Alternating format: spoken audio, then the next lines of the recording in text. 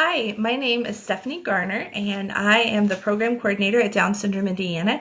And I am doing this webinar today on awareness presentations. The title of the webinar is More Alike Than Different, and it's really going to be talking today about how to do an awareness presentation at your child's school, maybe to a community group, or even like Cub Scouts, Girl Scouts. Even local businesses for that matter. We want to encourage you to do presentations of inclusion and acceptance, and we're going to talk about how you go about doing that. So just so you know a little bit about myself, I am the proud mama of a 6-year-old little girl. My daughter Lily has Down syndrome, and we live in Plainfield, and my daughter actually just started kindergarten this year. So while I don't necessarily have a lot of experience doing this as a mom, part of my job at Down Syndrome Indiana is that I go into schools and talk to students about what Down syndrome is and how to be accepting of people with Down syndrome. So I have given a lot of presentations in the last few years that I've worked at Down Syndrome Indiana, and I've learned a lot about what to do and a lot also about what not to do. So I want to share those things with you today. Let's see. Oh, yep, sorry about that.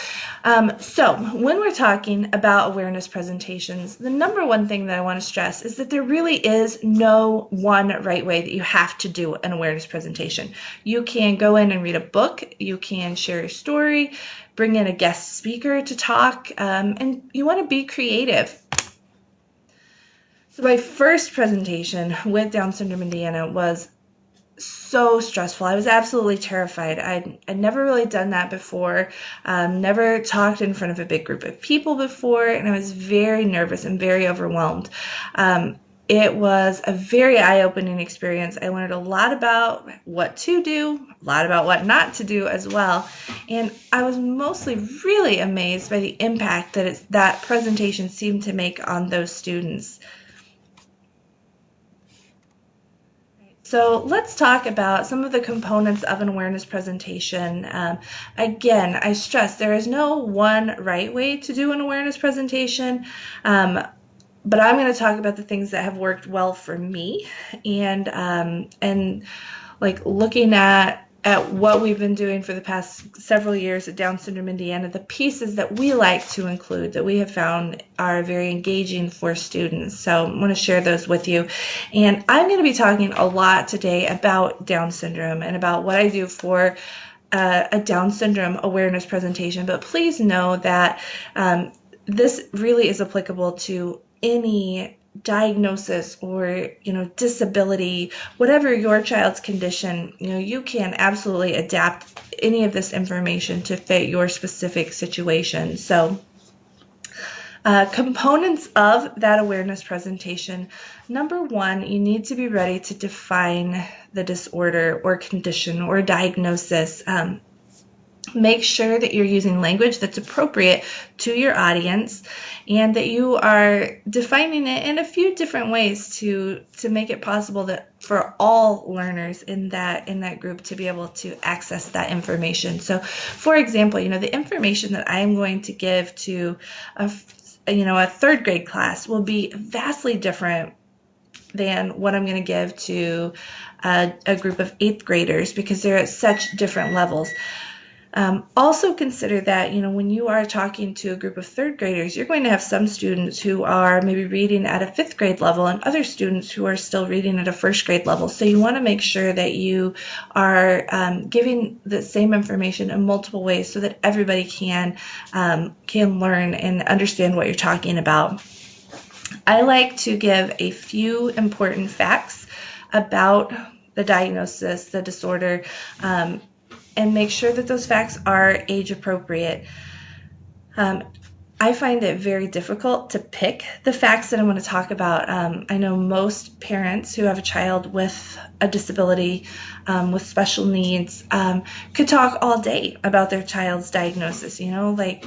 It's so hard to nail down just one or two things that are really most important for someone to know about your child. And all of us could talk all day long, but really pick out a few very key facts that you do want to share with those students. I think that it's important to talk about the differences in your child. I know there is a whole train of thought, where we don't want to highlight the differences. We don't want to acknowledge those or bring attention to those. My personal opinion is that, kids notice those things. Kids notice that my daughter is really hard to understand and doesn't have a lot of words. So I think that it's okay to talk about that and to share that with them, because it's not anything that's going to be new to them. I like to talk about some of those differences. So when I'm giving a Down syndrome presentation, I generally will talk about the fact that people with Down syndrome have almond-shaped eyes, though with a group of younger kids, first graders, second graders even, I usually don't say almond because a lot of them don't know what that means. I will say their eyes are shaped differently. I usually mention that people with Down syndrome tend to have one creased across the palm of their hand. I mention that people with Down syndrome tend to be shorter in stature than other people their age. I mention that people with Down syndrome tend to have an intellectual disability. And I always follow that up, that particular statement with, do you guys know what an intellectual disability is? And I've only had a couple of kids ever be able to answer it. Most of them say, no, we've never heard of that. So I always say, do you know what an intellectual disability is? And when they say no, I explain it to them in very general terms. I'm not sure what the textbook definition of intellectual disability is. It's been a while since I've looked at it, but the way that I explain it is that people with Down syndrome take a little bit longer to learn things that might come very easily to them. And then I ask them, does that mean that people with Down syndrome can't learn things? And almost without fail, they'll all yell, no. And I say, right, people with Down syndrome absolutely can learn stuff. They just have to work extra hard to learn things that come really easily to you guys. I also like to mention the fact that, in every single case, every fact that I mention, I always say people with Down syndrome tend to, or some people with Down syndrome exhibit this trait. I never say all people with Down syndrome, because just like all of us, all people with Down syndrome are unique. And I like to highlight that in the differences, right? So every person with Down syndrome is unique and individual, just like all of us with 46 chromosomes. People with Down syndrome with 47 chromosomes are all unique and individual. Once we talk about the differences, I tie that in then to the similarities. I say, despite all these differences that we see in people with Down syndrome are more like us than they are different than us.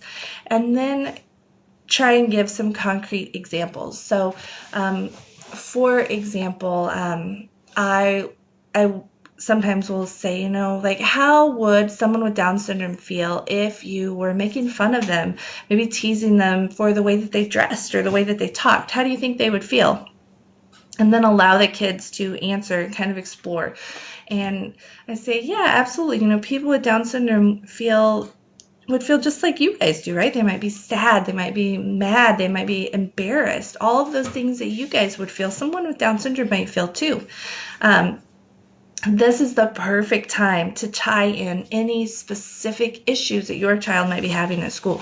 So, for example, if your child maybe didn't get invited to the birthday party that every other child was invited to, you could throw that out there. Do you think that someone with Down syndrome would want to be invited to the coolest birthday party of the year? And they'll all answer, yes. And then you could follow with, what if somebody with Down syndrome was having a really cool birthday party and they invited you? Do you think they'd want you to come? Yes, absolutely. And they all answer and excited. This is a great time to get kids thinking about that, to think empathetically and to put themselves in someone else's shoes. You can talk about the cafeteria. Do you think someone with Down syndrome wants to have friends to sit with at lunch, friends to eat with? Do you think that somebody with Down syndrome wants to have a friend to play with out at recess? Sometimes I will ask the students, what do you think somebody with Down syndrome wants to do out on the playground? What do you think they like to play? And a lot of times they'll all look at each other like, oh, do you think they need to play something different? And I'm like, what do you guys like to play? And they'll start shouting out their favorite thing, and I'll say, yes, people with Down syndrome, they like to go on the slide. They like to play chase or tag. People with Down syndrome like to swing. All those same things that you guys like to do, kids with Down syndrome like to do as well. And really stress throughout this that people with Down syndrome or whatever disability you're talking about really are more like them than they are different.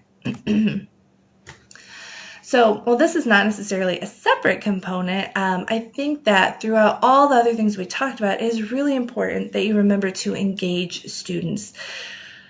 The more you can get them to interact with you, the more they're going to remember what you talk about. So, I like to ask questions, like how do you think somebody with Down syndrome would feel if you're making fun of them, and let them throw out answers because they're all going to get more engaged. I really like doing quizzes, so I do some true-false quizzes that help me highlight some of those similarities. One of the questions that I typically ask is, okay, so true or false, and you guys can all, I'm going to say the question and you guys can all yell out the answer when you're ready. So true or false, people with Down syndrome are always happy. And then I let them yell the answer because they all love participating and they're engaged then. And then I follow up with the answer, regardless of what they all said. I'll say, is anybody always happy? And they all yell, no, right? No, we're not all always happy. We have lots of different emotions, and people with Down syndrome are no different. If you can find ways to really engage them, it makes a difference. That's the reason that I mentioned the single palmar crease.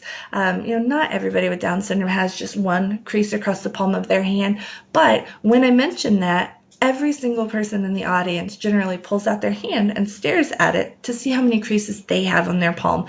And when I say every person, I mean every student and generally every adult in the room as well, right? Like everybody's engaged then. I think it's also good to have an interactive component if you can.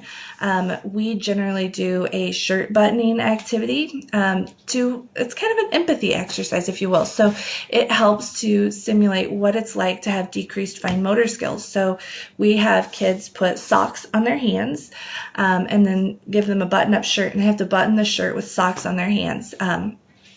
So it's a fun activity for them. It's challenging. They get up and get some of the wiggles out. And then when we're done, we sit down and we talk about the experience, that yes, it was challenging, it was difficult, but it was doable. You just had to really focus. And then we also talk about on that activity, what can we do as friends to make things easier or harder for somebody with Down syndrome? So, would you want to go and take over buttoning a shirt for your friend with Down syndrome? Well, no, probably not, because then they're going to feel like a baby. They can do it themselves. They just need a little bit longer. Do you want to start nagging them like, hey, what's taking you so long? Come on, hurry up. No, that's not going to help at all either. That's just going to stress them out. So sometimes they just need a little extra time to do something. And it's absolutely all right to offer to help, to say, hey, I see you're struggling with that. Do you need some help? And then let them be the deciding factor. Quizzes are a great idea. We also sometimes do what we call the babying super test. So we give students 2 different quizzes. One of them is a super simple test that is, something that a toddler could handle, like, circle the square, and we give them tons of time to do it, and we treat them like they're very young and have no idea what they're doing. And then we will, on the flip side, we'll do another test that is way above, their level. So maybe a spelling test where we're making them spell out words like onomatopoeia or astronaut, and we're giving them super fast so that there's no way that they can possibly keep up. We're just throwing information at them. So those are great ways for them to kind of see some of the ways that we sometimes treat people with Down syndrome and other disabilities, sometimes we talk down to them and we treat them like babies when they're not. And other times we throw way too much information at them and totally overload them, and there's no way they can keep up. Another activity that I've never done, but I've heard about, and it sounds cool but a little dangerous, is people with Down syndrome have a little bit of trouble talking. Sometimes they're harder to understand. So different places will sometimes do a marshmallow activity. So they'll have kids put like 10 mini marshmallows in their mouth and then try and, say a sentence to see what it's like and how frustrating it is to not be able to communicate. For other disabilities, you could have kids be blindfolded and trying to do different activities, or helping someone do an activity when their partner is blindfolded, or putting noise-canceling headphones on and trying to do different activities just to help develop that empathy. So I think that it's also really important that you have a very strong message to end with. So, definitely you want to kind of recap on a lot of the highlights of your presentation. I love to have a self-advocate, so an adult with Down syndrome, do presentations with me. If your child feels comfortable talking, that's a great time to have your child get up and present with you as well. Really highlighting how these students can be a good friend to somebody with Down syndrome or autism or whatever diagnosis you're discussing. I think it's also good to send a letter home to parents, because a lot of these kids are going to go home and say, "Oh, Mom, I learned about Down syndrome today, and this is what I learned." A lot of those parents aren't going to know about Down syndrome. So if that child wants to go home and talk about things, that parent might be out of their element. So if you can, write a short letter saying, "Hey, I came in and spoke with your child today about Down syndrome, and here are some resources if you want more information. Here's a link to the National Down Syndrome Congress, to the National Down Syndrome Society, to Down Syndrome Indiana. These are all the places you can go to get more information if you want to know more about Down syndrome." And then always make sure that you are complimenting the kids on what good friends they are, right? Like, about how smart they are and what great answers they have. And I love doing these presentations because it gives me hope when I hear how inclusive and accepting these kids are. It gives me hope for my daughter's future. So, definitely compliment them as much as you can. So here are my helpful hints, things that I have learned, sometimes the hard way, because I definitely have made a lot of mistakes. I think that having the teacher present is incredibly important. I am not a teacher, and I don't have that magic ability to control a classroom of 20 plus third graders with like a snap of my finger or a clap, right? I can't do it. I could scream at the top of my lungs for hours, and they're not going to listen.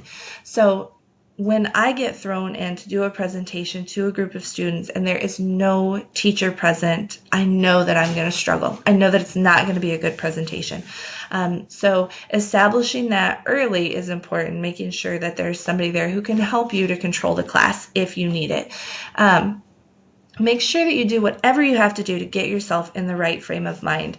As parents of a child with a disability, diagnosis, special needs, whatever term you want to use, we're tired, right? We're all exhausted. There's no way you can guarantee you're going to have a full night's sleep the night before.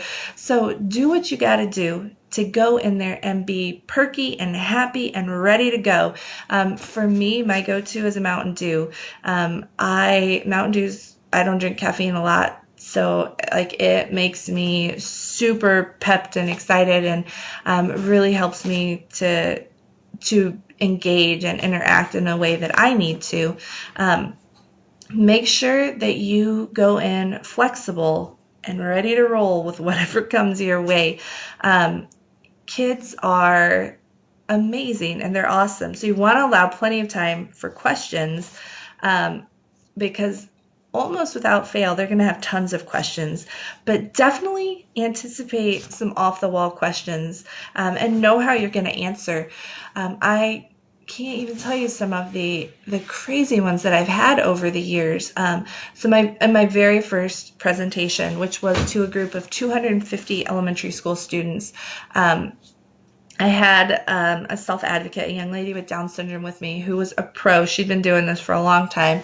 And so I did my presentation, and then I let her be like the cleanup hitter, right? Like I knew she was going to nail it. Whatever she said was going to be great. So I let her go last so that I finished with something really strong.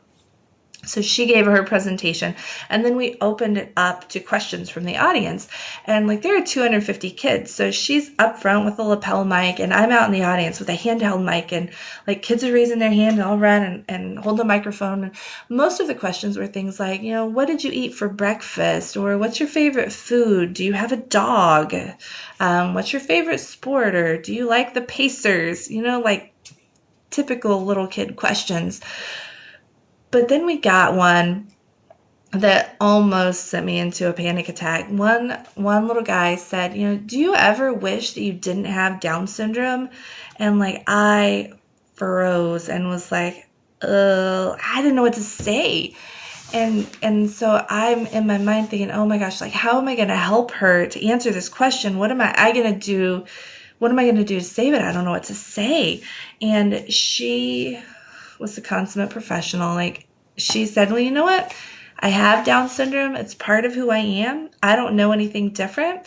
I have some challenges just like everybody else, and I face each challenge head on. And I was absolutely astounded by just the wisdom in that answer. And it was hard for me even to go on because I just wanted to sit and cry because I was so proud of her for being able to answer that so brilliantly. And it was an amazing experience for me. And it taught me, that was my first presentation, it taught me that I got to be ready for anything. I've had kids ask before, like, what kind of medicines do you have to take if you have Down syndrome? Which is not a hard question, but if it's not one that you're ready to answer, it's kind of hard to think on your feet to be able to say, well, there's not really any medicine you take because you have Down syndrome, but, there are medicines you have to take because of different conditions that you might have, like your mom or dad might take medicine for high cholesterol or high blood pressure. People with Down syndrome have to take medicines if they have issues too. So be ready to roll with it. You're always going to get weird questions that are not on topic. Like I've had kids ask about different diagnoses. Like I know a lot about Down syndrome, but I don't know a lot about every diagnosis and disability out there. So I had a little boy want to know more about Tourette's, and I really don't know a lot about Tourette's. I have a very minimal knowledge of it. That's not something that has personally affected my life. So I didn't have a lot of good answers. And so definitely be ready with that. You know what? That's a really great question. I don't know the answer to that, but I encourage you to go home and talk to your parents, and maybe they can help you look up an answer online, or maybe you can go back to class and your class can look up that answer and you guys can talk more about it. Like have those stock answers ready to go, because I guarantee they'll throw you for a loop with something. That's just what little kids do. All right, so you've spent a lot of time, you've thought about it, you have made your notes, you've got a great presentation, and you're ready to give it. So what do you do then? Number one, I think that you need to really work to establish yourself as an expert with your child's teacher and with your child's school. And so that means that everything you do needs to be working to establish you as that expert. So make sure that all of your communications are productive and positive and informative. Send them resources about your child's diagnosis or disability at the beginning of the school year. Make sure that you consider sending a letter home to your child's classmates. This is something that I did at the beginning of the year that I was on the fence about doing it and thought, I don't know if I want to do that or not. But I typed up a letter talking about what Down syndrome was, giving some resources that parents could go to if they wanted to learn more. Talk just a little bit about my daughter, about the benefits of inclusive education, how I was so happy that Lily was being included in general education, and that she was going to learn so much from their children, and I knew that their children would learn from her as well, and that I gave them my contact information. If you ever have any concerns, please feel free to reach out to me. I hope that, our children move from classmates to friends by the end of the year. I'm really excited. And I passed that out, and I wasn't really sure about doing it. I didn't want to draw attention to the fact that Lily had Down syndrome, but like I mentioned before, the kids are going to notice. So I did that on day 2 of kindergarten this year, and the next day I actually talked to one of the moms, and she said, I'm so glad that you did that, because my son, who sat right next to my daughter, she said, my son came home from school yesterday and said, I sit next to this girl named Lily, and I don't understand what she's saying. And so, his mom didn't really know how to answer that or what to say about that. So it helped her to be able to have more information to help guide his relationship with my daughter in a positive way. So I think it's something good to consider, to be open to. It's okay. Approach your teacher with a request to come in and do an awareness presentation. Maybe come in and just offer to read a story. So many great stories out there about a variety of different disabilities and diagnoses. There's My Friend Isabel, which is really only appropriate for younger kids. There's the Prince Noah series for children with Down syndrome. There's a We're All Wonders book that I've not read but have heard is really great to read with kids based on the movie Wonder. A lot of really great stuff out there. If you're looking, go in, read that to your child's class, and talk with them about that book. Make sure that you are flexible with what they're willing to let you do. If you want to come in and give a 20-minute presentation, they're only okay with you coming in and reading a 5-minute story, do the story. Just go with it, and know that will probably lead to something bigger down the road. And if you go in and talk to your child's class and it goes well, think about offering to do it for the whole school. Ask what your school does for Disability Awareness Month. I actually got an amazing opportunity. I emailed our school's principal in January and said, hey, just want to check in, see what you're doing for Disability Awareness Month. Here's a couple things that you could think about, options. Offer to be the parent to help organize that. Our principal came back and said, we'd love to have you come in and talk with all of our teachers at one of our in-service days about disability etiquette and person first language. And it was amazing. I was able to present to about 60 teachers about person first language, which makes a huge impact. And I think that's great. I also emailed my daughter's teacher and said, hey, can I come in for World Down Syndrome Day on March 21st? I want to bring cupcakes and I'd love to read a story to the class. And she said, oh yeah, that'd be awesome. Gave me a time. I came in and it was so fun. It was so great, watching all those kids interact with my daughter. So, definitely be ready to think outside the box. So that is all I have for today. I hope that this has been helpful. My name, again, is Stephanie Garner, and I work at Down Syndrome Indiana. If you have questions, if you need some pointers, or you want to run anything by me, I'm always happy to chat. My email address is up there on the screen, as well as my cell phone number. Please feel free to give me a call. I don't have all the answers, but I can probably refer you to someone who might know a lot more than me.